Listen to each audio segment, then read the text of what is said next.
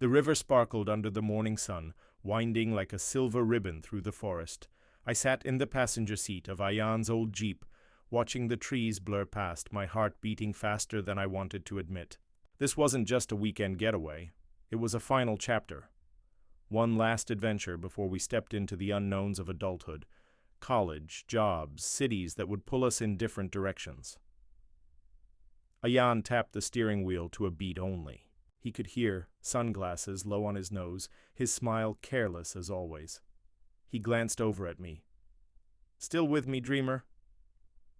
I smiled back, masking the swirl of emotions. Always. We'd grown up next door, two halves of one, reckless, inseparable. Ho! He was loud, magnetic, impossible not to follow. I was quiet, observant, content in his shadow. Over the years, something inside me shifted, deepened. What I felt for Ayan was no longer just friendship, but a quiet ache, a pull I couldn't name out loud. He never seemed to notice, or maybe he did, and chose not to say anything. We reached the riverbank by noon. Ayan unloaded our kayaks, tossing me a paddle with a grin. "Bet you still can't keep up with me." I rolled my eyes, the way I always did when he challenged me. But inside, I welcomed the rhythm of old rituals, the easy way we moved around each other, finishing each other's sentences, falling back into step, like no time had passed. The river was calm, its surface shimmering gold as we drifted along. Sunlight filtered through the trees overhead, dappling Ayan's skin. I stole glances at him when he wasn't looking, memorizing the curve of his jaw, the way his laugh filled the space around us. As the day faded, we set up camp near a bend in the river. Ayan built a fire while I laid out our sleeping bags. The smell of pine and smoke lingered in the air, blending with the low hum of crickets. We sat side by side on a log, watching the flames dance. "You ever think about how different things are going to be?" he asked, tossing a stick into the fire. "All the time," I said. "Everything's changing." "Yeah," he murmured, then nudged me with his shoulder. "But some things don't have to."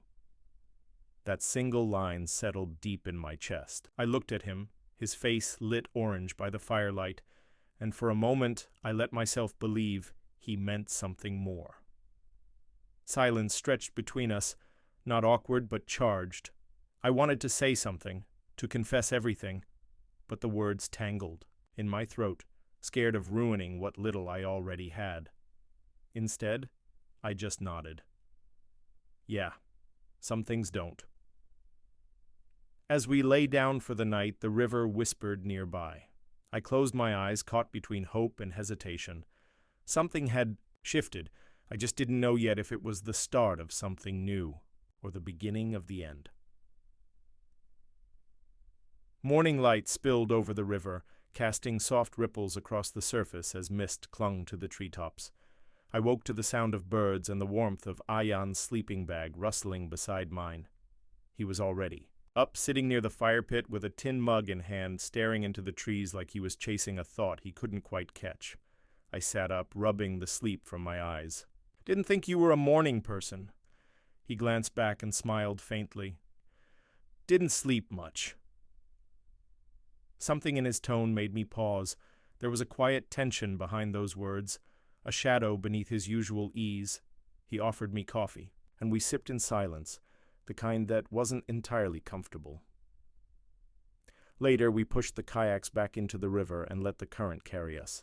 The water was slow, lazy. The air smelled of wet bark and moss. Ayan paddled ahead, occasionally, splashing water my way like we were still kids, trying to stir laughter from me. I managed a few, but they felt forced. I couldn't shake the feeling something unspoken was drifting between us. We stopped by a small island, pulling our kayaks up the shore. Ayan sat on a fallen log, pulling his knees up and resting his chin on them. "I feel like I've been running," he said softly. "Like everything's changing too fast and I can't slow it down." I sat beside him, close enough to feel the warmth of his shoulder. "You don't have to run, you know. Not from me." He looked at me, and something in his gaze made my breath catch. Raw vulnerability. A flicker of something else. Something deeper. "I didn't want to ruin this trip," I said, voice barely above a whisper. "But I need to tell you something." His brows lifted slightly, but he didn't interrupt. "I've been in love with you for a long time. I tried to hide it, thinking maybe it would go away, but it never did." For a second, the world held its breath. Then he leaned in, slowly, deliberately, and kissed me. It was gentle, unsure, but real. His hand cupped my face, grounding me in that single moment. When he pulled back, his eyes searched mine. "I didn't know how much I needed that," he said, voice thick with emotion. We lay on the grass, not saying much, just listening to the river whisper around us. His fingers found mine, and I let myself believe, truly believe, that this was the start of something beautiful. That night, under the stars, he held me like I was the only thing keeping him steady. I fell asleep in his arms, wrapped in quiet certainty. But as he whispered, "I needed this escape so badly," I felt something shift again, a quiet crack in the perfect silence. I told myself not to overthink it, not tonight. The sun was still low when I woke, light filtering through the tense mesh like strands of gold. I reached out instinctively, expecting to find Ayan beside me, but his sleeping bag was empty. For a moment I lay still, listening. No footsteps, no laughter, just the distant murmur of the river. I stepped outside and found him down by the bank, skipping stones across the water. His back was to me, shoulders tense. Something in the curve of his posture made my chest tighten. "Couldn't sleep again?" I asked, approaching slowly. He turned with a tight smile that didn't touch his eyes. Didn't feel right staying in.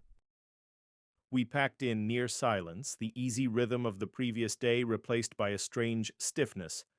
Gone were the glances, the teasing, the shared electricity of the kiss.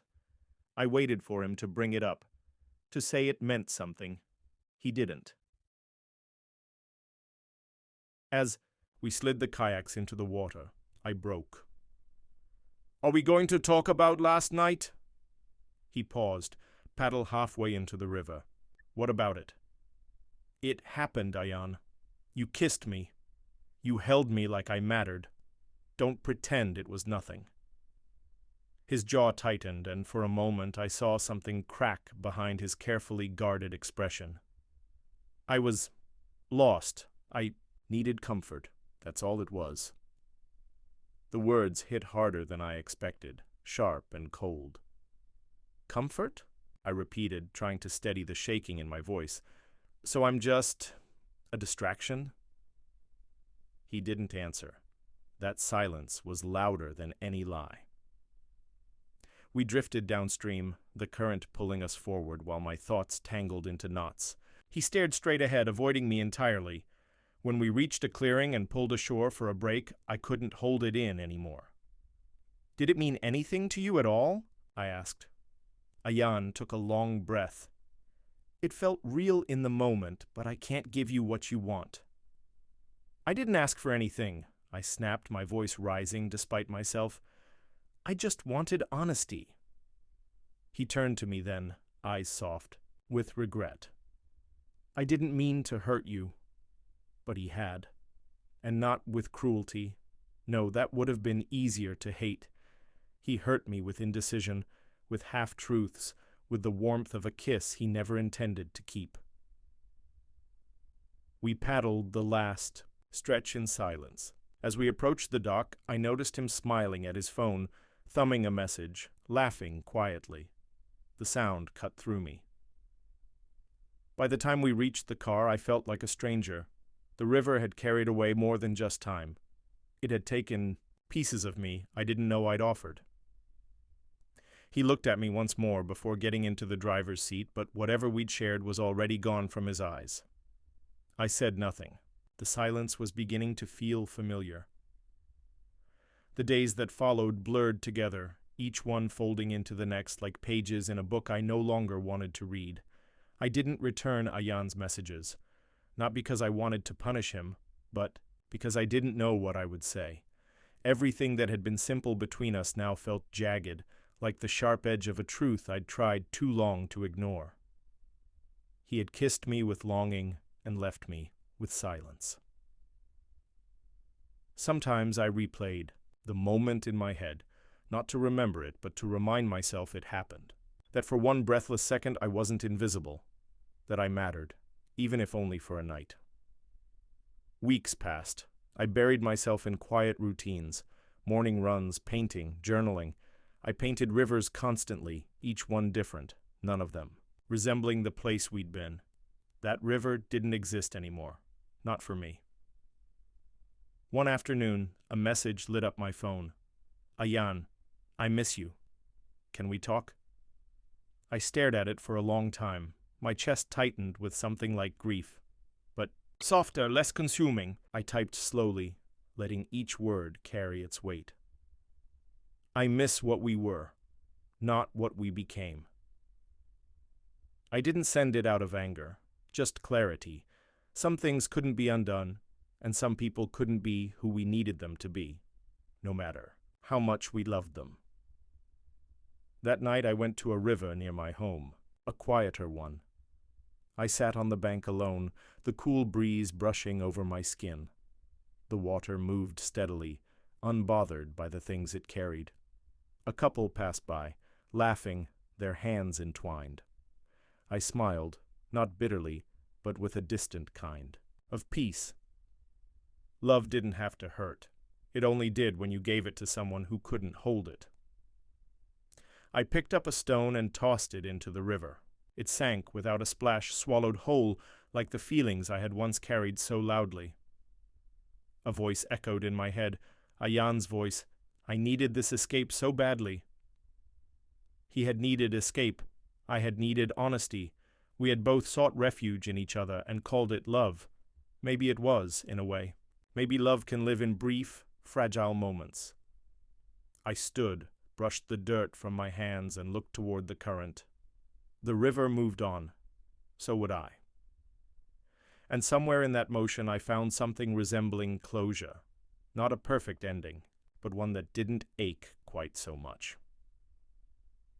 The memory of him would always be a part of my story, but it would no longer define the next chapter. With one last glance at the water, I turned away, ready, finally, to begin again.